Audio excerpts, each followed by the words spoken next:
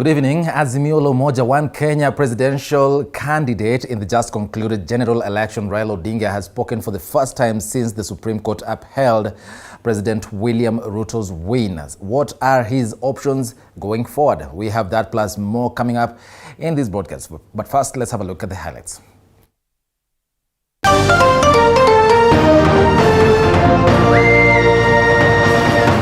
Tonight, Kenyans unhappy over the increase in the cost of fuel and electricity. Kama sisi wananchi wa chini hapa tunaumia zaidi sana. Serikali inafaa iangalie hapo juu. Hii mafuta yetu tunawekewa aje? As all eyes remain on the president and how he will deal with his first crisis in office. Also tonight, ODM leader Raila Odinga breaks his silence over the Supreme Court decision that validated President William Ruto's win. Shame on the judiciary of this country. And I see them protesting and trying to give threats. And we will talk. The constitution of this country gives power to the people of Kenya. And all those other people exercising power are exercising donated power. He has now threatened to protest against the Supreme Court ruling as his colleague Martha Karua insists on moving to the East African Court of Justice. Plus, push and pull emerges over party nomination lists as many feel shortchanged. Most of the party lists were changed even after elections.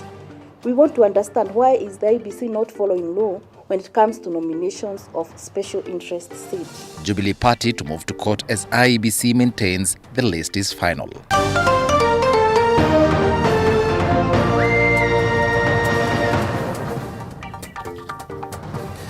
Good evening once more and welcome to the broadcast. My name is Eric Munene. Our sign language interpreter at the bottom end of your screen is Anne Wairimo. Mombasa Governor Abdul Swamad Sharif Nasir has vowed to revive Mombasa's economy and ease accessibility of services. Speaking after being sworn in, Nasir has also committed to uniting Mombasa residents. Our Mombasa-based Patronila Goren with the details.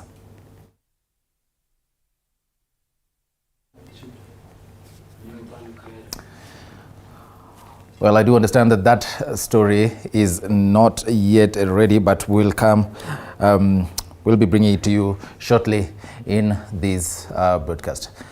Now, Governor-elect of Kakamega County, Fernandez Baraza, has been sworn in today together with his deputy Ayub Savula after emerging winners in the 29th August polls. In his speech, Baraza pledged to revive the county's economy, by creating a conducive environment for investors as well as dealing with cartels in the sugar sector.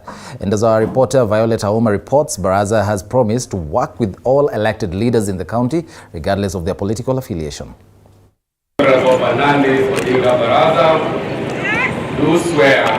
The long wait by the people of Kakamega for a new county chief is finally over after Governor-elect Fernandez Baraza and his deputy Ayub Savula took oath of office to serve Kakamega residents as governor and deputy governor respectively. I shall always truly and diligently serve the people and the public of Kenya in the office of the governor of Kakamega, and diligently serve the people and the Republic of Kenya in the office of the Deputy Governor of Kakamega. Outgoing Governor Wycliffe Oparanya handing over instruments of power of the county's leadership to Baraza. Baraza has promised to fulfill promises he made during campaigns and work with all elected leaders in the county regardless of their party affiliations. I want to sincerely thank you for the support you gave me during my tenure in the 2 constitutional terms as your first governor. Among the issues he has promised to give priority in his government include improving agricultural sector,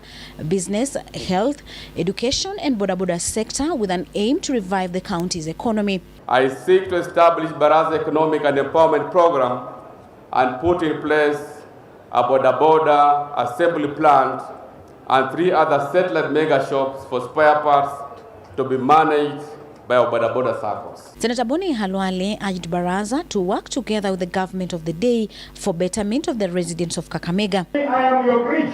you work with the national government, President Ruto. We want mofishini yetu ya Mumias ifanye kazi. Other leaders in attendance include outgoing Defense CS Eugene Wamalwa, former Kitui Governor Charity Ngilu, and her Bungoma counterpart Wycliffe Wangamati. Sisi bado tuko nyuma ya baba na bado tuko kwa Azimio. Hiyo haimaanishi hatuwezi fanya kazi na national government, because county governments must work together with the national government. Lakini hatutaki watu wetu walio katika Azimio wanunuliwe eti waende Kenya kwanza. The father and the son. It is now official that Fernandez Baraza is the second Kakamega governor after Wycliffe Oparanya, who has served his 2 constitutional terms. Locals have expectations, but Baraza has promised to make this county a business hub, promising to propel it to another level. Violet Auma, TV47, Kakamega. Still in politics, tonight Azimio Lomoja party leader Raila Odinga has lashed out at the Supreme Court verdict, terming it as a sham, and threatened to mobilize Kenyans against the apex court against what he calls dictatorship. An angry Odinga, who jetted back from Zanzibar today, further castigated IEBC for delivering what he says was a bungled poll, while saying he will spearhead the push for constitutional reforms. TV47's Apollo Kamau reports. In his first public address since the Supreme Court verdict upholding President William Ruto's win, an angry Azimio party leader, Raila Odinga, spared no words for the apex court for what he says is turning a blind eye to a bungled election, while slamming the apex court for coercing Kenyans into silence. Shame on the judiciary of this country. And I see them protesting and trying to give threats. And we will talk. The constitution of this country gives power to the people of Kenya.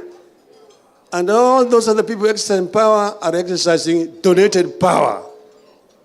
So the judiciary is no exception. If they become rogue, we have power as the people of this country to reform them and send them home. We can lead a 1 million march to the judiciary to say, "Kwendeni nyumbani." And they would have no choice but to go home. Odinga, who spoke during a luncheon to celebrate Mombasa Governor Abdul Somad Sharif after his swearing in, also had no kind words for IEBC Chairman Wafula Chebukati for wasting Kenyans' time, saying he will spearhead reforms to restructure IEBC. So maybe it is time that we begin again now a review of our constitution to look at what works and what does not work. A rogue IEBC is another institution that requires thorough reform. You see 3 commissioners on one side and 4 on the other side. But if the 2 who remained with the chairman are not in there, the chairman is acting like a rogue, alone. Now he's being hero worshipped, becomes a hero by the judiciary. Odinga said he went to Zanzibar to heal from the shocking election laws, with his allies Martha Karua and Kalonzo Musyoka also protesting the apex court verdict. Lakini tunaudhika mno ikiwa mwananchi anaenda kupiga kura yake akiamini ina maana bora kumbe itafanywa marekebisho na ukarabati fulani. Mambo haya yatakuja kuonekana na kuibanika, itakuwa mambo ya ajabu Wakenya wakijua ukweli vile ulivyokuwa. Odinga says the coalition will wait for the detailed Supreme Court judgment due in 10 days before making his next move. Apul Kamau, TV47. Back to our top story, Mombasa Governor Abdul Somad Sharif Nassir has vowed to revive Mombasa's economy and ease accessibility of services. While speaking after being sworn in, Nassir has also committed to uniting Mombasa residents. Our Mombasa-based reporter Patronila Guren with the details. It was pomp and glamour at Mama Ngina Waterfront Park in Mombasa. Here, the Mombasa Governor Abdul Somad Sharif Nassir and his deputy Francis Thoya took oath according to the Constitution. I, Abdul Somad Sharif Nassir, with one intention, serving the people of Mombasa. It is during his first speech that Governor Nasir assured Mombasa residents that his government will waive off penalties on business licenses accrued during the COVID-19 period, as well as roll out youth skills program within 100 days of his government. Immediately after this, I shall report to my office to sign my first executive order on the waiving of license penalties levied on markets and businesses during the COVID-19 period to enable our business resume normal operations without undue financial burden. Moreover, to jumpstart our economy, my county government shall invest in our young people. Mombasa former Governor Hassan Ali Joho, after handing over the instruments of power, assured the public that he will not interfere with Governor Nasir's running of the county. Na leo nasema hapa Mombasa mchana, sitoingilia serikali yake kwa njia yoyote. Nikiwa na shida kama raia wa Mombasa nitampigia. Mkutano wetu utakuwa ni wa kirafiki na kidugu tu. Nasir promised to work with the national government on various projects for the benefit of Mombasa residents. However, former Raila Odinga's running mate Martha Karua cautioned him to tread carefully. Collaborate with the government ambayo imenyakua, but collaborate from a position of strength, not kneeling down. As Mombasa Governor Abdulswamad Sharif Nassir officially assumes office, is now faced with the task of ensuring that he fulfills the promises that he made to Mombasa residents. Patronila Goren for TV47 in Mombasa County. Thank you, Patronila Goren, for that. Now, the Director of Criminal Investigations, DCI, has been put on the spot by the Deputy President, that is Rigathi Gachagua, for allegedly abusing power to harass elected leaders. According to the second-in-command who was speaking during the induction workshop for governors in Mombasa, the Kinoti-led agency should stop pursuing suspects at state offices and move back to their Kiambu Road offices. Stanley Nyaringita reports. Deputy President Rigathi Gachagua has gone bare-knuckle on the Directorate of the Criminal Investigations, DCI, led by George Kinoti, accusing the agency of impending service delivery. Environment and natural resources.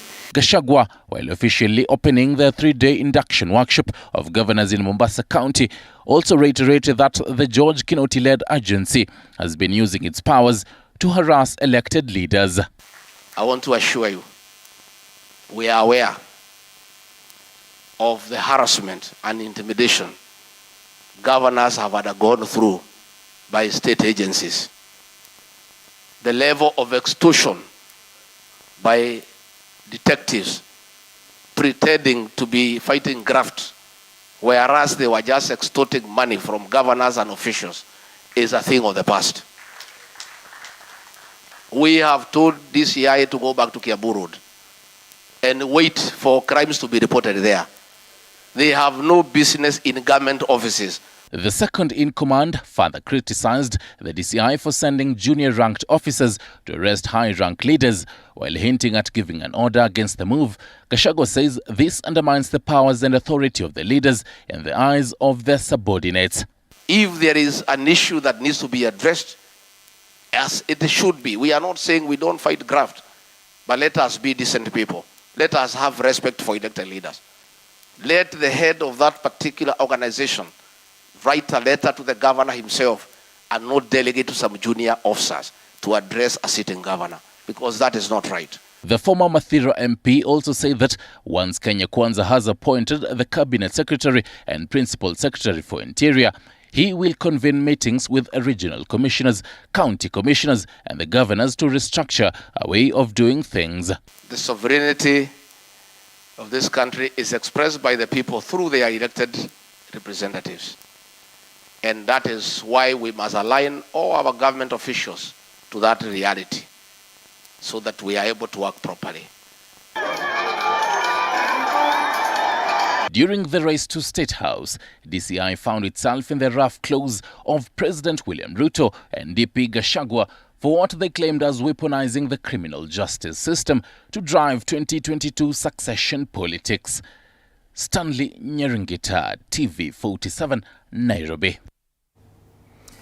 Moving on, the Council of Governors is converging in Mombasa County for the next 2 days as they formulate a roadmap of a strategic plan for the next 5 years.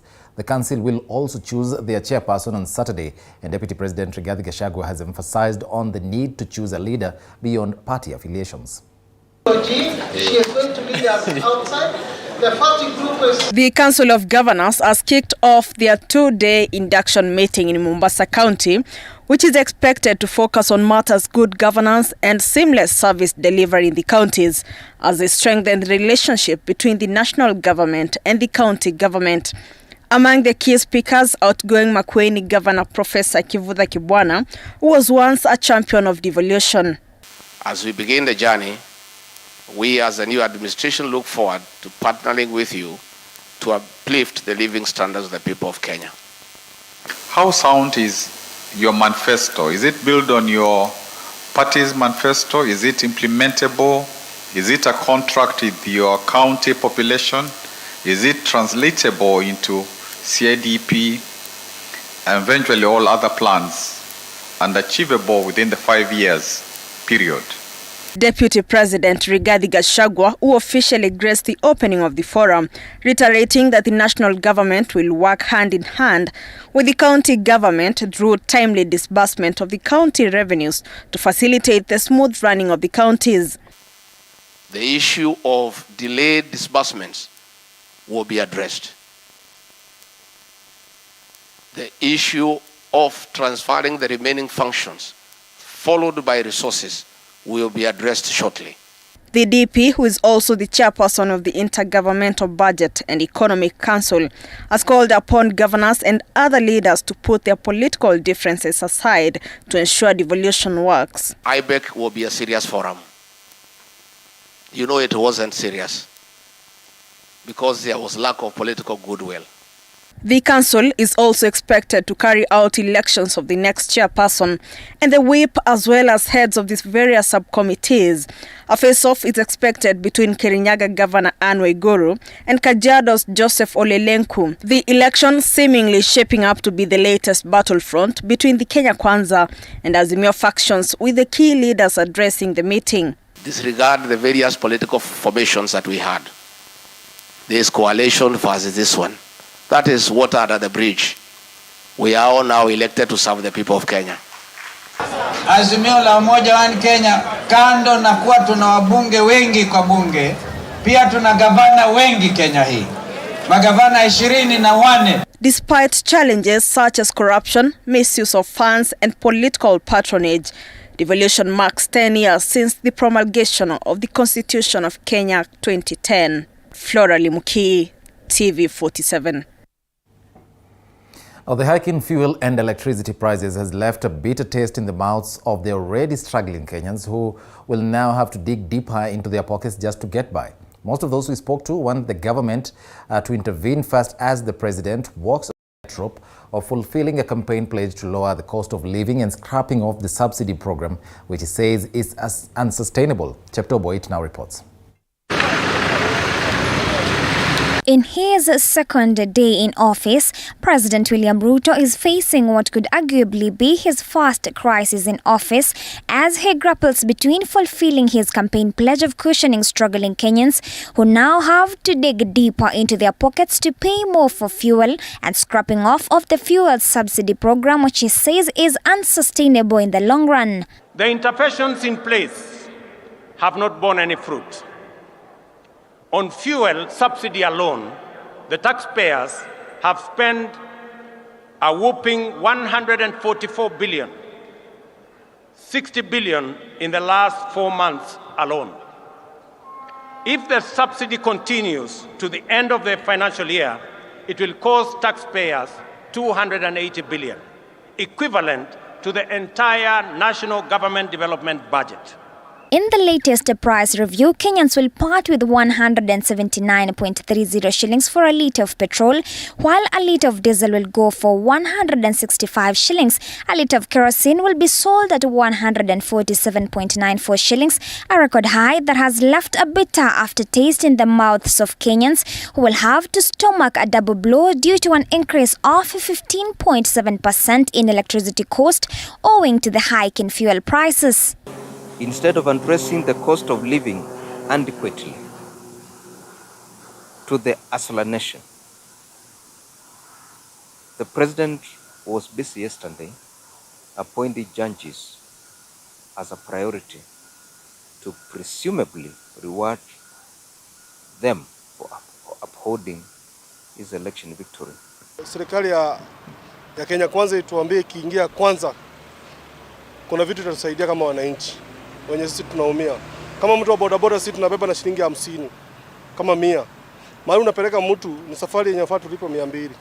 Sasa tumaanisha mafuta ikiongezwa hivi pia sisi tunafaa tuongezea abiria wetu bei ya juu kidogo. Na hiyo ni kuumiza mwananchi wa Kenya.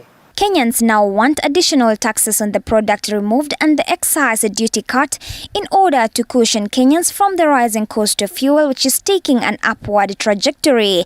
At the moment, Kenyans are servicing up to 9 taxes and levies that make the cost unbearable. In some instances, the taxes and levies passed by the MPs are close to the landed cost of the commodity. This is in addition to storage, transportation and oil marketing companies' margins cost, which is catered for by Kenyans. Ule rais ambaye alikuwa na nia ya kuumiza wananchi, lakini vile tumepata Chief Hustler William Samuel Ruto, tumepata mkombozi, na hata kama vitu zimepanda, hata mafuta imepanda usiku, tuna imani kwamba inaenda kushuka. Sasa hii najua tumefinyika, lakini swali ni mpaka lini?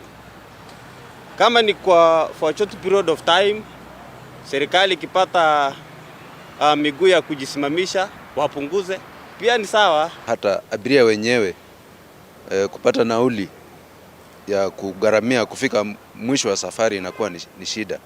Kile kitu tumengeomba rais wetu mpendwa jaribu kupunguza bei ya mafuta, kwa sababu hata vipuri vyenyewe vya gari kununua itakuwa ni shida. Sasa hii maisha imekuwa ghali, juu hata kugharamia chakula ni ngumu, kulipa school fees ni ngumu. Kwa mfano nimekaa hapa siku 4 sijaenda kazi, hakuna abiria. Kwa hivyo tunaomba serikali iangalie upande wa mafuta. Kenya's economy is diesel-driven, and this means that manufacturers, farmers and service providers will pass the increased fuel cost to consumers, which will further hit the households and businesses. The hike in fuel prices comes at a time when 80% of Kenyans are grappling with the high cost of living, making it even more difficult for them to afford 3 meals a day. Chepto Boyd, TV 47, Nairobi. Thank you, Chepto Boyd, for that. Now, the rift between IEBC chairperson Wafula Chebukati and his deputy Juliana Cherera continues to widen after the commission's boss, Wafula Chebukati, called out his junior at a post-evaluation session held in Mombasa early Thursday. Chebukati blamed Cherera and 3 other commissioners who opposed the August 9th presidential election outcome. Chebukati further accused former Jubilee Secretary General Raphael Tuju of character assassination of allegations that some commissioners attempted to auction votes to him.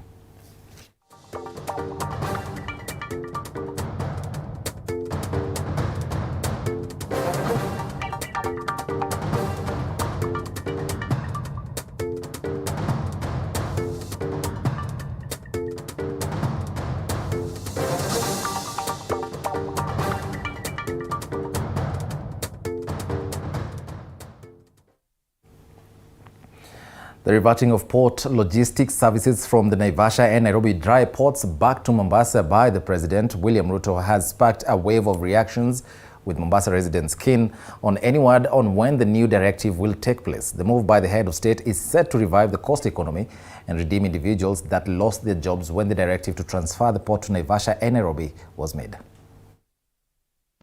In what is turning out to be his first agenda on his entry, Mombasa Governor Abdul Swamad Sharif Nasser is taking over the reins just days after President William Ruto ordered the resumption of key port logistics back to the port of Mombasa.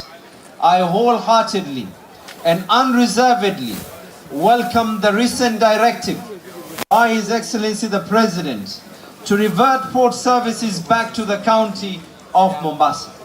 This is a bold step in the right direction towards the economic revival of our county. In his maiden address at the Mombasa County Chief, Abdul Swamad says it is all systems go as he put in place mechanisms to ensure Mombasa residents enjoy benefits born of the port of Mombasa.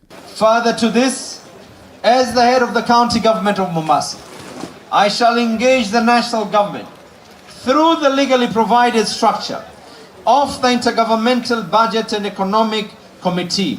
The thrust of this engagement shall be to advocate for Mombasa County to get its fair share of port revenue in line with global practice.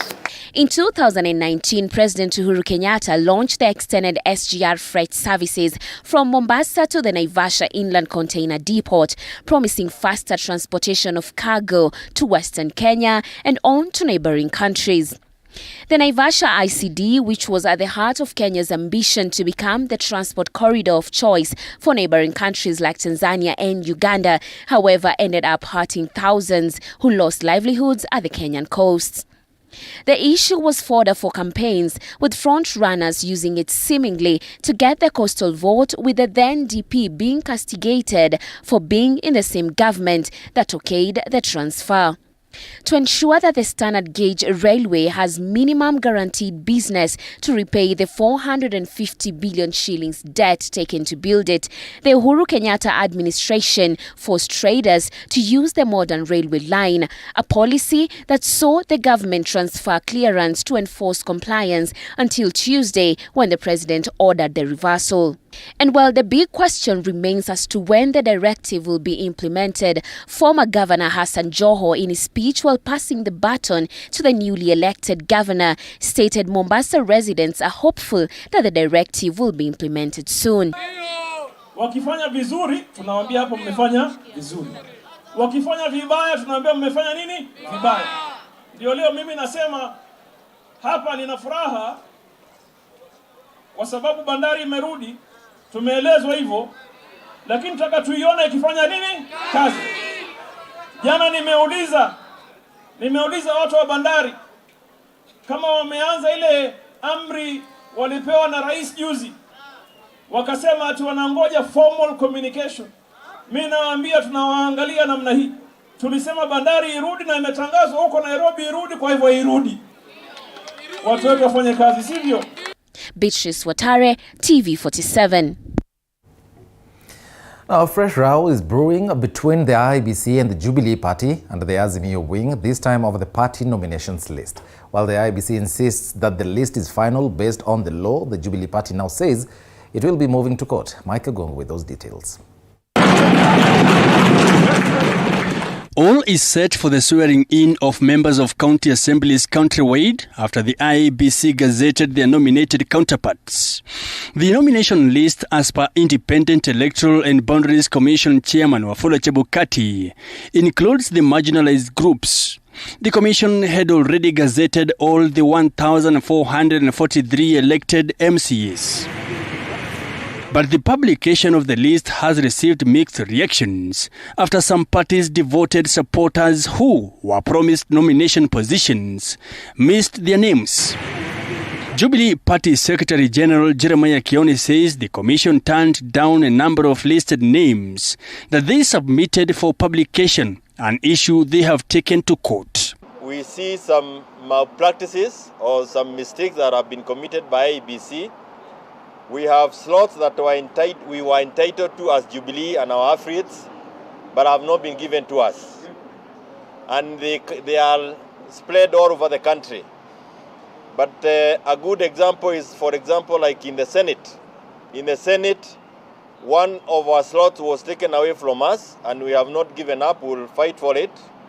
If it means going to court, we will go to court, because it was taken from us and given to one of the parties in the opposition or in our opponents. Some people with disabilities have alleged bias and a gross violation of their rights in a total of 21 counties, where they allege that they have not been involved in the MCA's nomination list, despite remaining loyal to their parties. The law provides that a party list is a closed list, meaning before the general election, there is no room to change any party list from any party. But we've noted most of the party lists were changed even after elections. We want to understand why is the IEBC not following law when it comes to nominations of special interest seat. We need the Disability Economic Charter to be implemented, and also from national government to the county government. As we know, this special seat, according to our Constitution, Article 177, at least people with the disabilities to be given special seats. The group now claims IEBC omitted their names presented by their respective political parties on July 27th. The Independent Electoral and Boundaries Commission, however, says the process of nominating persons to the National Assembly, Senate, and county assemblies has been closed. In a statement Thursday, the Electoral Agency chairperson Wafula Chebukati defended the criteria they used to pick nominees to their respective assemblies, which was not subject to change. A section of Murang'a residents have threatened to go to court to seek legal redress over nomination slots in the Murang'a County Assembly.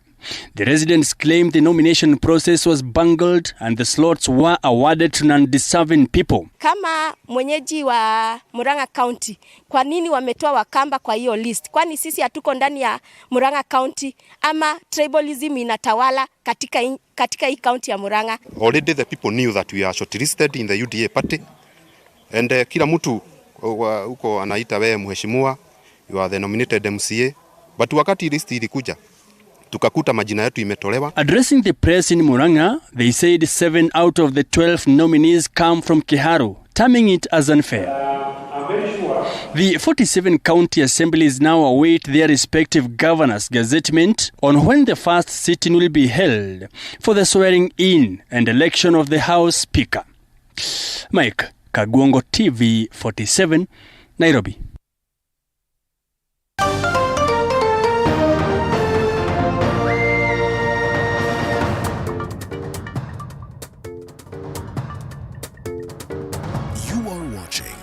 TV 47, the home of untold stories. Hey, maumivu ya kichwa na kukosesha amani? Kaluma Strong hutuliza maumivu ya kichwa, maumivu ya mwili na hata huondoa joto jingi mwilini. Kaluma Strong ina aspirin kama kiungo. Maumivu yakizidi, muone daktari. At Streisand School of Medical Health Science and Technology, we prepare the change makers of tomorrow by training them in theater technology, medical engineering, science laboratory and health records, applied biology, environmental health science, nutrition and dietetics, ICT, counseling psychology, and many more. Enroll with us today and take a certificate or diploma course. Visit our campuses in Juja, Nairobi West, Kisumu, and Homa Bay and get your career going.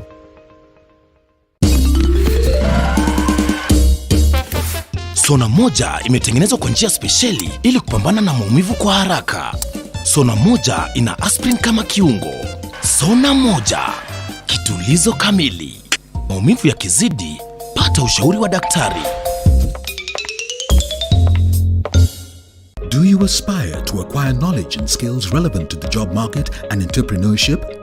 Join us at KIPS Technical College, one of the largest NEC examination centers in Kenya and the premier tertiary institution established and mandated to operate by TVET Authority. We lead when it comes to offering high-quality technical and professional training and bringing out the best in our students. Our ultra-modern learning facilities, highly qualified and experienced lecturers, attachment liaison office, counseling office make us the preferred choice. Limited HELB loans are available to students. Our intake is ongoing for full-time, evening and online classes. Join us today and experience the KIPS difference. KIPS Technical College, your sure path to success.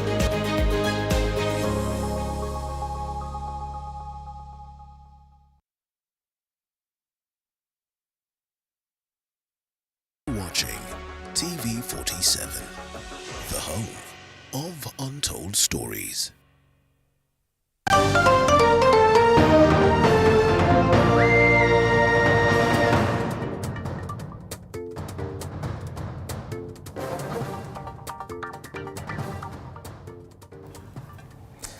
Welcome back and thanks for staying with us. Now, Kenya party leader and the 2022 presidential running mate Martha Karua is now calling upon Kenyans to protect the 2010 constitution and ensure their rights are upheld. Odinga, on the other hand, is calling for changes to the Supreme Law, saying some critical institutions are vulnerable. Paul Kirobi reports.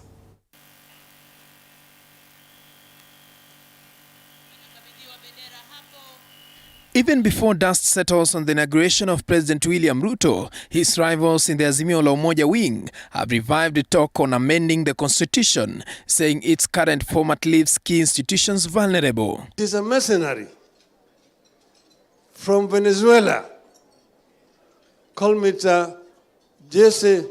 Jose Camargo, who eventually decides who becomes the president of this country. Odinga, who was speaking after jetting back into the country from Zanzibar, now says independent institutions such as the IEBC and the judiciary need serious reforms through changes in the law. Odinga's sentiments were echoed by Kenya party leader Martha Karua, who was his running mate in the August general election, who says the Supreme Court judges did not follow the law in making the decision that validated President William Ruto's win. In her speech during the swearing ceremony of Abdul Somad, Karua urged their supporters to remain calm as they plan on their next step. Wakasema hawataki mabadiliko, watanyemelea hiyo katiba. Na katiba ndio inafanya tusimame imara. Kwa koti zetu nataka kuziambia wale wote wako mahakamani ya kwamba kuwa huru sio ile maandishi iko kwa katiba. The sentiments seemingly coming as the Azimio wing revisiting their pledge to revive the BBI, which was shot down in the corridors of justice, as they insist that the incoming administration plans to use institutions to intimidate their rivals. Constitution to ensure that we are not haunted or hunted down by anyone. And therefore, my brother, Lendama Olekina, usitishwe na mtu yeyote. Katiba iko, simama imara. Paul Kirobi, TV47. Now, Baringo County has suffered a major blow after losing their deputy governor, Charles Kimayo Kipng'ok, who passed on. Kipng'ok was 21 days only in office, serving as the third deputy governor of the devolved unit, and was on his way to Mombasa for an induction workshop when he collapsed and died at a KQ flight moments before taking off. TV47 with the details. In Solian, Eldamaravine sub-county, at the home of the late Baringo Deputy Governor Charles Kipng'ok, a somber mood has engulfed the family as they come to terms with their loss.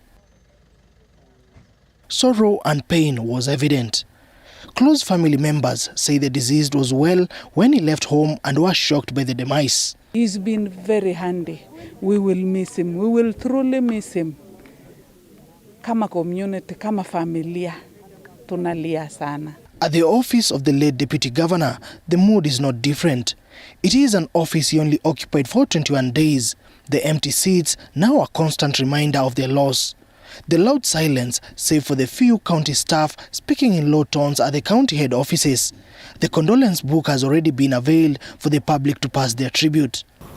The governor-elect and the deputy-elect was just sworn in the other day, and they were in high gear of now beginning to build the county.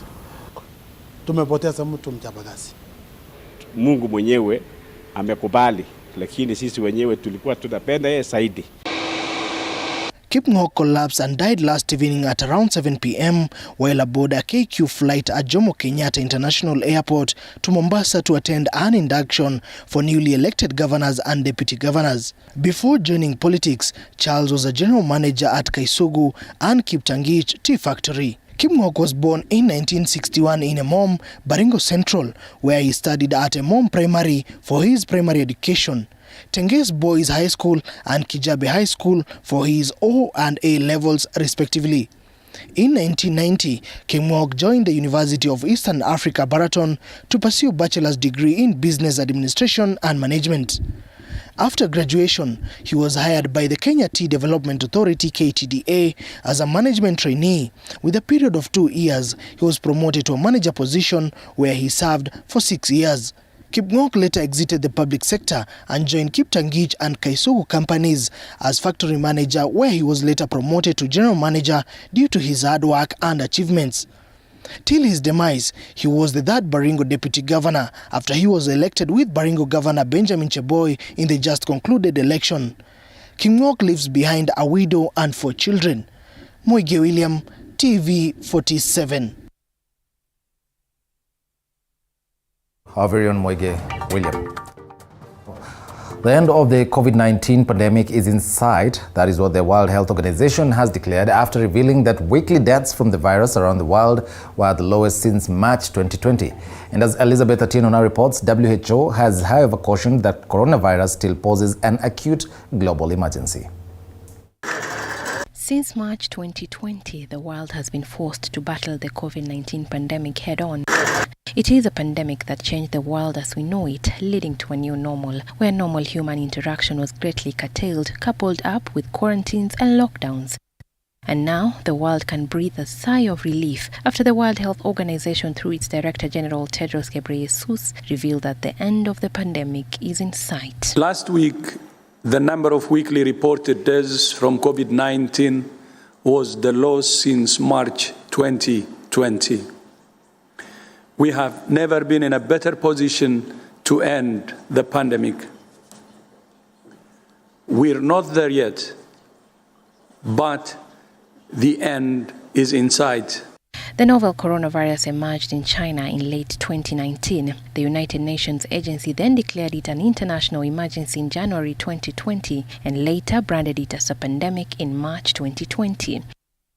Since then, 6.5 million people have lost their lives from the pandemic, as 606 million got infected. On the 12th of March 2020, Kenya reported its first case of COVID-19. It is a pandemic that roiled the global economy and overwhelmed the healthcare system. So far, Kenya has confirmed a total of 338,315 positive cases and 5,675 fatalities since the outbreak of the pandemic. Marathon runner does not stop when the finish line comes into view. She runs harder with all the energy she has left. So must we. We can see the finish line. We are in a winning position, but now is the worst time to stop running. However, the country has reported a significant decrease in the positivity rate after the Ministry of Health recorded only 1 case of the virus on Wednesday from a sample size of 399 tested, placing the positivity rate at 0.3%. The positivity rate today slightly rose to 0.5% after 7 people tested positive from a sample size of 1,380 tested in the last 24 hours. The World Health Organization has estimated that 19.8 million deaths were averted in 2021 thanks to COVID-19 vaccines, and 12 billion doses have been administered around the world. Therefore, nations have been urged to continue with the vaccination as it has proven to stem deaths and hospitalizations brought about by the different COVID-19 variants, which include the Alpha, Beta, Gamma, Delta, and Omicron. If we don't take this opportunity now, we run the risk of more variants, more deaths, more disruption, and more uncertainty. That if you're going to be prepared for pandemics, then it means you must be able to avoid outbreaks. You must be able to identify disease threats that turn into outbreaks very early. Out of the 27 million vaccines received in Kenya, 9.4 million of the adult population has been fully vaccinated, as 2.2 million of the population remains partially vaccinated. A further 1.9 million teenage population between 15 to 17 years have been fully vaccinated. We urge all countries to invest in vaccinating 100% of the most at-risk groups, including health workers and older people, at the highest priority on the road to 70% vaccine coverage.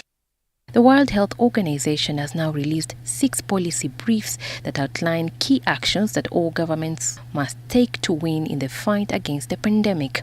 The documents include guidance on testing, vaccination, best practice when managing the disease, maintaining infection control, measures in health facilities, preventing the spread of misinformation, and community engagement. As the world inches closer to the finish line in the race against the COVID-19 pandemic, the World Health Organization has urged countries to run harder and cross the line before the world is declared corona-free. Elizabeth Atieno, TV47, Nairobi. Thank you, Elizabeth Atieno, for that. Now, education stakeholders are saying it is too late to discard the competency-based curriculum since there are learners who have studied under the new curriculum for 6 years.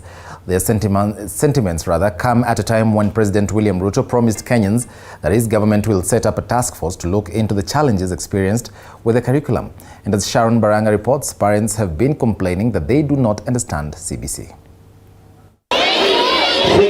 Parents of learners at Kari Primary School in Kisii County are concerned with the direction the competency-based curriculum is taking, most of them confessing that they are yet to understand the most important aspects of the curriculum, even though their children are at a stage where they are preparing to join junior secondary school in 2023. Tuko na changamoto kwa sababu saa zingine sisi kama wazazi huwa tunachanganyikiwa kwa sababu hatujaelewa kuhusu hii CBC sasa. Kwa CBC vile mwenzangu alisema ni kama inachanganya kidogo.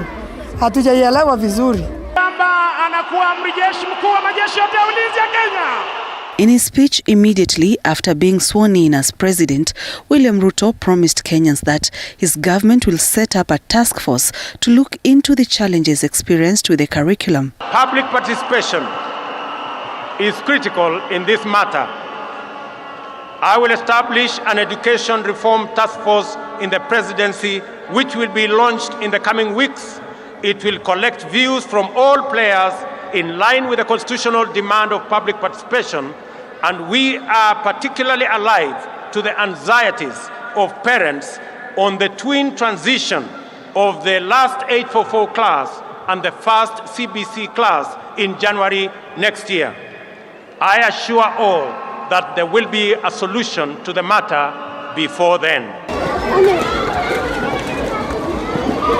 In one of his last addresses, outgoing Education CS Professor George Magoha implored upon the incoming administration to improve the competency-based curriculum, which he said is the panacea to unemployment and indiscipline in the country. Now, once the new government comes, it may be in its wisdom to tweak and do certain things. That's not now my business. Are we together? For example, if they were to say that, okay, let CBC be only in day schools, or as long as CBC is there, because my main concern has been that leave CBC alone, because in my considered opinion, it has brought the children back to their parents. There is a conversation between the parents and the children. Meanwhile, education stakeholders are saying it is too late to scrape off the new curriculum since there are learners who have studied under it for 6 years. They instead advise the government to look at the teething issues affecting the curriculum and focus on finding solutions. In the teacher-people ratio, because the CBC is an approach which requires almost some individual attention, we are trying our level best. But if we could improve that ratio, then at least we'll be good to go. Maswala ambayo yanaweza kuangaliwa ni jinsi ya kuweza kufanya ile assessment, how they are assessing the learners, because the mode of assessment probably could be not favoring some of the learners. And number 3 is all about the teacher training, so that the teachers can be ready and understand what is supposed to be done. Kwa sababu majority of the teachers probably could not be understanding CBC. For example, those in secondary schools, the training that they had last time was not enough, and also just a few teachers were trained. Tunatarajia wanafunzi wa shule za msingi kujiunga nasi, lakini changamoto tulio nayo ni kwamba hatujapewa vifaa maalum vya kuweza kupokea watoto. Mfumo huu ulianzishwa na umeenda mpaka grade ya 6, na hauwezi kutupiliwa tu mbali hivyo, kwa sababu watoto hawa waliosoma watapelekwa wapi? na hawana chochote pengine, na yale masomo yametolewa, vitabu ilitolewa. Kwa hivyo ni mbinu tu mwafaka inatakana kutafutwa. Some teachers and parents are concerned that some grade 6 learners might miss a spot at junior secondary schools, as secondary schools will have a double intake in 2023. Sharon Baranga, TV 47.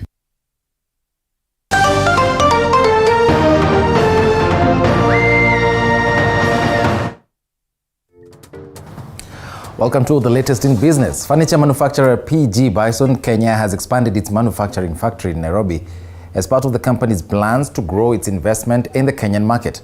The move is also part of the company's plans to tap into the growing market for ready-to-assemble cabinet solutions. The new factory features investments in technological advancements that will see it boost its production capacity for wood-based panels, individual cabinet parts and flat pack cabinets, while increasing employment opportunities by 20%. Industrialization CS Betty Maina presided over the launch. Operations.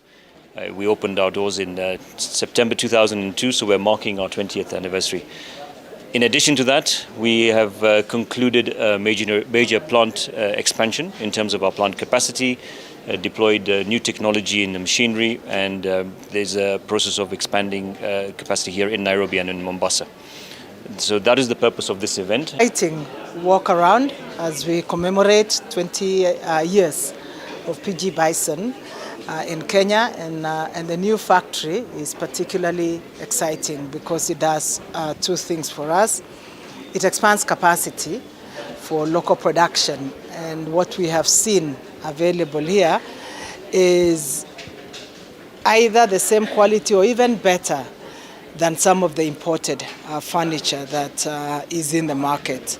So I think it's a mark of confidence in Kenya that this company has chosen to invest in onshoring manufacturing here and replacing imports and producing it in a manner that also utilizes technology in a very, very impressive manner. So, many Kenyans who are considering getting cabinetry, getting furniture, mostly for homes, but also increasingly now for offices, to check out what is available locally, and it's exciting that it is doing this. And South Africa has got very wonderful and great relationship, bilateral relationship with Kenya, and we feel very proud that Kenya is our core country in the East African community to work with in business and partnership that has existed for some time. And it's a very strong partnership between our Kenyan business and South African businesses like PG Bison, like you see today. So let me also welcome the commemoration and thank them and congratulate them and wish them well. Over 1.9 million Kenyans are thriving in the digital business world, according to a report from KEPSA. The platform now acts as a safe haven to the marginalized communities, for example, refugees who do not have the wherewithal to do conventional business. With over 500,000 refugees in the country, stakeholders say that there is need to come up to meet them at their business point of need. This, as Kenya has been cited as a market that has a wide base of entry skills due to the talent at hand. And so our impact that we seek to achieve as a program spans from direct impacts from the work that we create for young people to the transformations that we bring to business, to strengthening of the ecosystem in such a way that it can continually be able to support the economic transformation and job creation. And this really is one of the things that we feel would bring more inclusion, especially for communities and young people who are vulnerable or challenged one way or the other. The other point that I want to speak is when we work across the entire spectrum, from public sector to private sector to academia, and then really bringing a more comprehensive solutions that have capacity to accelerate the transformation of our economy by creating meaningful and decent work. So as such,